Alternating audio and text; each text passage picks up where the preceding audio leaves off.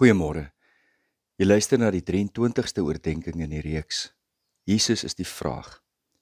Ons tema vir oggend is: Wie is ek? Van die eenvoudigste vrae in die lewe is nie so eenvoudig as 'n mens dit moet beantwoord nie. Dink daaraan as iemand vir jou vra: Wie is jy? Jou eerste antwoord is: My naam is Tinus. Maar dan vra die persoon 'n opvolgvraag vir jou. Ek vra nie wat jou naam is nie. Ek vra: Wie is jy?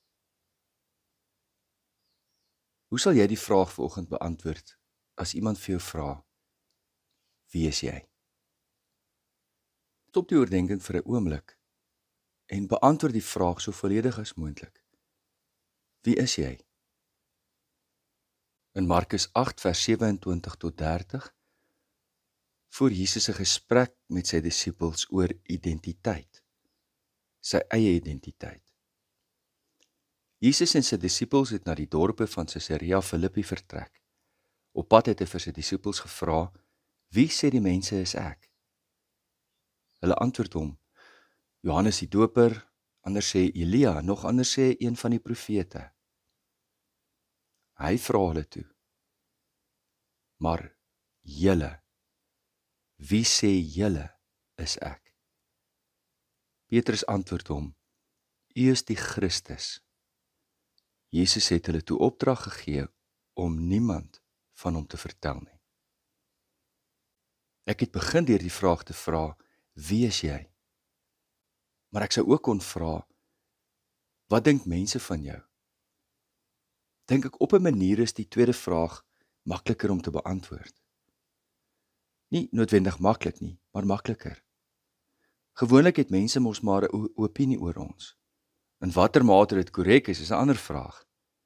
Wat ek wel weet is dat ek nie wil hê my kinders moet hulle identiteit vind in wat ander mense van hulle dink of sê nie. Veral nie as dit afbreekend is nie, maar ook nie as dit noodwendig vleiend is nie. Om jou identiteit op ander se opinie te bou, is soos om jou huis op 'n ander man se fondament te bou. En wie sal dit waag? Verstaan my reg, wat ander mense van ons dink is nie irrelevant nie, maar ons kan nie ons identiteit daarop bou nie. Jesus se eerste vraag aan die disippels is 'n vraag na mense se opinie. Wie sê die mense is ek? Hulle antwoord gretig. Antwoorde vloei sommer van hulle tonge af. Johannes die Doper, Elia, een van die profete. Dit is soos die mondelingse eksamens wat ons op universiteit gehad het. Die professor vra die eerste vraag en oorgretig antwoord jy daai vraag want jy ken die antwoord. As die prof die indruk kry dat jy jou werk ken, sal hy dalk 'n bietjie sagter op jou wees met die volgende een. Maar dan kom die opvolgvraag. En daai opvolgvraag het altyd dieper gestrek as die oppervlakvraag. Die vraag wat verder strek asof jy die antwoord ken. En eerder die vraag of jy werklik verstaan. Die disippels ontvang 'n opvolgvraag. Maar julle, wie sê julle is ek? Ek is seker van die disippels het so skielik afgekyk, soos wanneer jy vir 'n kategese klas vra: Wie sal vir ons afsluit met gebed? Almal se oë val na hulle voete toe en daar is so ongemaklike stilte. Te midde van hierdie stilte antwoord Petrus, en 'n mens wil sê tipies Petrus, oorgretig. Dis baie belangrik dat ons die konteks verstaan. Aan die begin van Markus maak hy bekend dat hierdie die evangelie is van Jesus wat die Christus is, die Seun van God. 2 titels wat Jesus genoem word. En nou is dit die eerste keer in Markus dat iemand hardop sê wat daar aan die begin staan, naamlik dat Jesus die Christus is, die Messias. Hoewel Petrus reg geantwoord het, het hy net 'n halwe antwoord gegee. Want in sy kop is daar nie 'n plek vir 'n Messias wat moet ly nie, maar net wat oorwinnend is. Ja, hy het reg geantwoord, maar is 'n halwe antwoord. Jesus is ook die Seun van God wat moet kom ly.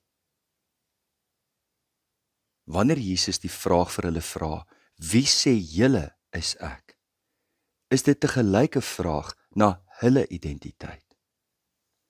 Hulle volg Jesus, hulle is sy disippels, en nou moet hulle 'n beslissing maak oor wie Jesus is, wat tegelyk 'n beslissing is oor wie hulle is. Die skrywer van ons reeks maak 'n interessante opmerking.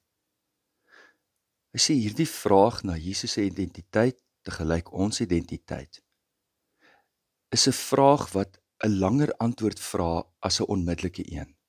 Met ander woorde, as jy deur die hele Markus Evangelie gaan lees, dan sien 'n mens hoe die disippels Jesus keer op keer misverstaan.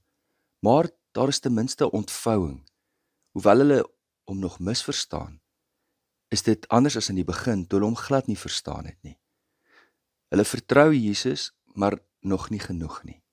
En so ontvou Markus Evangelie dat ons belydenis oor wie Jesus is en tegelyk die belydenis oor wie ek is 'n ontvouing. Dis nie 'n eenmalige antwoord nie. Dit bring ook 'n interessante perspektief of wanneer iemand praat oor die dag en datum wat hulle tot bekering gekom het. En natuurlik is daar hierdie twee perspektiewe. Aan die een kant, wanneer iemand sê, ek het 'n dag en 'n datum, dan mag dit wees dat hulle miskyk hoe geloof ontvou en hoe ons eie identiteit, soos wat ons God leer ken, die betekenis van ons geloof in Jesus Christus, en Christus se identiteit en die werking van die Heilige Gees, dat ons met ander woorde vergeet hoe lank pad het ons nog om te stap. Dis 'n beslissende perspektief op die lewe. Aan die ander kant, wanneer ons die lewe sien saam met God as een wat ontvou, sonder dat ons op beslissende momente op hierdie pad die vraag beantwoord. Wanneer Jesus vir ons vra, wie is ek? En as ons nie daar 'n antwoord gee nie, beteken dit dat ons dalk hierdie lewenspad kan stap. Ons stap saam met Christus, maar ons stap so 'n eind agter hom, sonder om ooit gekonfronteer te word met die vraag, wie is ek? Om die vraag te beantwoord vir myself, en jy vir jouself, wie is ek? Sonder om eers die vraag te beantwoord het, wie is Jesus? Beteken dat ons identiteit op 'n baie wankelrige fondasie bou. En wie sal dit wil waag? Kom ons bid saam. Hemelse Vader, dankie dat U ons voorkeer op ons pad. Dankie dat U in Christus ons in hierdie lewe voorkeer en vir ons vra. Die vraag wat deurdring tot ons diepste identiteit. Wie Jesus is en wie ons is. Here, in daardie beslissende moment is U totale openbaring in ons beskikbaar. Is 'n geheel beeld voor ons oë. Ons hele lewe voor U. U verlossingsgeskiedenis saam met ons as mensdom. Gee vir ons die dapperheid om beslissende antwoorde te gee. En dit wat ons in potlood waag, om dit in vaste ink uit te skryf. Here, ons wil ons identiteit in U vind en op U bou.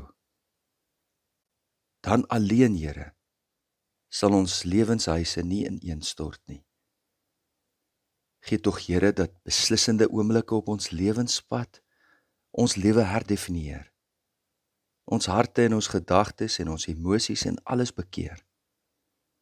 Maar help ons ook om te besef dat ons lewenspad voor U ontvou, ons hele lewe lank. Ons wil by U voete leef in U teenwoordigheid. In U aangesig wil ons lewe beplan en ons lewe leef. Help ons daarmee, o Heer. In Jesus naam. Amen. Liefde en 'n geseënde dag vir elkeen.